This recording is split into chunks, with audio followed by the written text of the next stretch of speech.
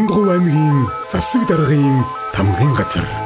За өнөөдөр манай Дундгов аймаг ерөнхий боловсролын сургууль, за тэгээд сургуулийн өмнөх боловсролын цэцэрлэгүүдийн тогооч нарын дунд хүүхдийн шимт хичээлд хоол нэртэй юм одоо уралдаан 2 удаагаар зохион байгуулагдаж байгаа. За энэ удаагийн уралдаанд бол нийт одоо 14 сумын 48 тогооч оролцож байна. Улаанбаатар хотын бас зарим сургуулиудаас ирж тогооч нар энэ удаагийн уралдаанд оролцож байна. За энэ уралдааны гол ач холбогдол бол энэ хүүхдийн одын хоолоор авч байгаа амин дэм, за тэгээд шимт хичээлүүд, за тэгээд эрдэс гэх мэтчлэн энэ зүйлүүдийг одоо нэг хоолндоо яаж шингээх хүүхдүүдийн үдээ хоолны одоо хэдийгээр энэ багахан одоо төсөөр хийгдэж байгаа нь үдээ хоол яаж ам чанар сайтай юм бас сайн чанартай хоол одоо хүүхдүүд хүргэх вэ гэдэг ийм том зорилгыг бол агуулж байгаа. Өнгөрсөн 2023 онд Дундгов аймагт боловсролын чанар хүртээ хэмжээг дэмжих болгоо ингээд зарлж, тэгээд тэр хүрээндээ бид нар энэ хүү уралдааныг бол анх удаа хийсэн. За энүүгээр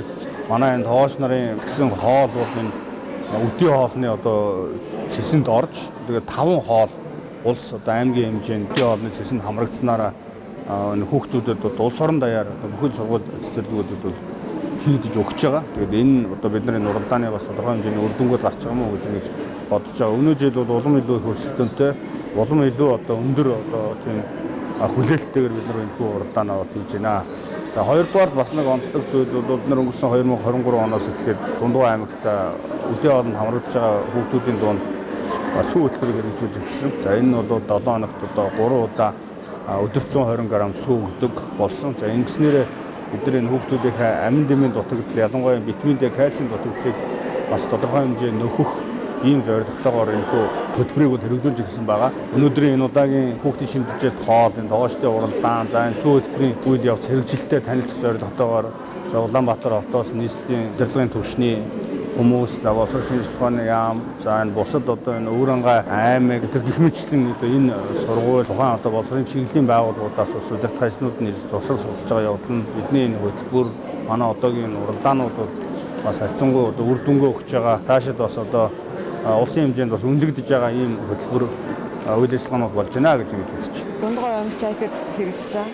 Тэгээ энэ хүрээндээ энэ яг цэцэрлэг одоо хүүхдэд зориулсан хоолоор. Тэгэхээр хүүхдэд зориулсан хоол гэхээр хүмүүс бүр нэг бас ойлгохгүй тал байгаа. Жирийн л хоол байгаа. Гэхдээ хүүхдэд яг орох хөстө тэр орц яг технологийн дагуу хийдэг.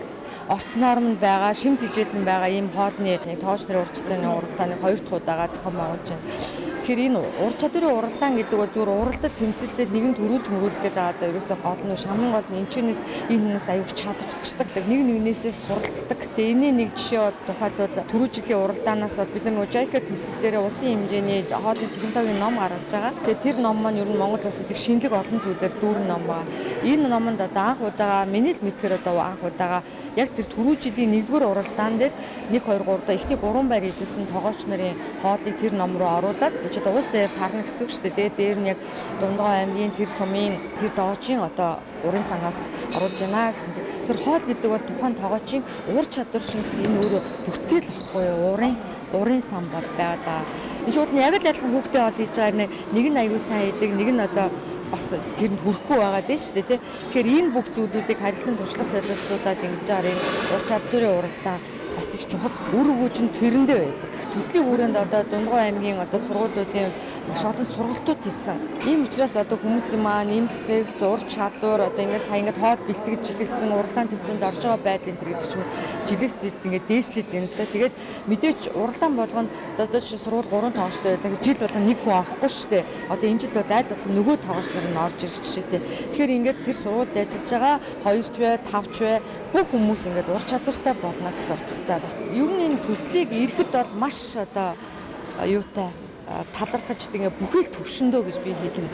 Сургуулиудынхаа төвшөндөч одоо аймгийн удирдлагууд одоо иргэдийн урал засаг дарга тэгээд боловсролын газар мазар гэдэг ерөөсөө бүх төвшөндөө ингэж маш юм нэг баг болж энэ ажлыг маш амжилттай хэрэгжүүлж байгаа аймаг гэдгийг бол би бүр магтж байгаа даш биш би нэг зөвхөн тэмдэглэж хэлмээр санагдчих. Нэг тэгвэл хоёрдугаар бас энэ сүү хөтөлбөрийг одоо яг энэ сүү хөтөлбөр хэрэгцсэн түүхээ та нар мэдж байгаа шүү дээ тий. Анх JICA төсөл хэрэгжээд одоо хүүхдүүдийн нөгөө судалгаа эрүүл мэндийн судалгаа хийгдэж байгаа JICA-гаас тэгээд тэр судалгаа хийхэд бол энэ судалгаанд хамрагдсан хүүхдүүдийн маш өндөр хувьтайгаар тархалттай байсан өвчин бол яс зэрэгжилт өвчин байсан. Ясны нягт бол маш мөн. Тэгэхээр одоо энэ эдэр үедээ ясны нягт юм уу гэдэг бол ирээдүйд асуудал тодорхой болж байна. Тийм учраас энийг яах вэ гэд мэдээс сүү цагаан эдээ хэрэглүүл энийг хэрэглээ угаасаа бага байгаа.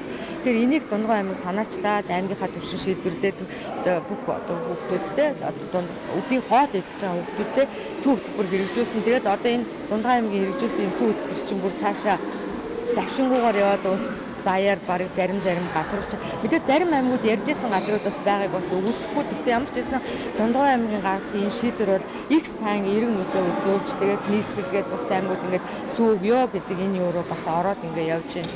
Тэгэхээр энэ бол бас зөвхөн Дундгой аймаг төдийгүй бас даяар бас хэрэгтэй өгөөчтэй зүйл байсан гэдэг. Хамгийн гол зүйл нь энэ хүүхдийн хоолны асуудал дээр Дундгой аймаг одоо бүхэл түвшинд тэгээ бүр дээд түвшнээс ахуулаад хэрэгжүүлэх доотлоо гүйцэтгэх шатны хүмүүс тэр бүгдээрээ яг нэг баг болж ойлгомжтой сайхан ажиллаж байгаа үр дүнтэй байна. Дундгой аймгийн засаг даргын тамгын газар.